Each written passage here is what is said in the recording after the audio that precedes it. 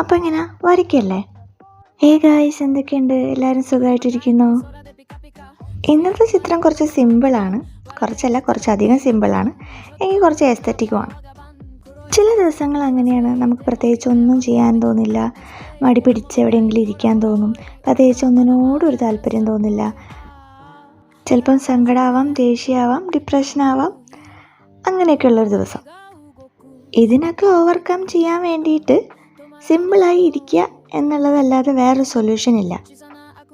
കാരണം ചില ദിവസങ്ങൾ അങ്ങനെയാണ്, നമുക്ക് പ്രത്യേകിച്ച് ഒന്നും ചെയ്യാൻ പറ്റില്ല. അങ്ങനത്തെ ദിവസങ്ങൾക്ക് നമ്മുടെ കാരണങ്ങൾ കൊണ്ടോ മറ്റൊരാളുടെ കാരണങ്ങൾ കൊണ്ടോ അല്ല നമ്മുടെ ദിവസം അങ്ങനെയാണ് ചില ദിവസങ്ങൾ. And it's okay to be not okay.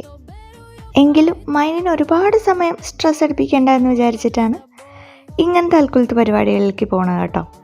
എങ്കിൽ ഒരുപാട് കഷ്ടപ്പെട്ട് വരയ്ക്കാനുള്ള മൂഡും ഇല്ല, അതുകൊണ്ടാണ് ഇങ്ങനൊരു പരിപാടി പിടിച്ചത്.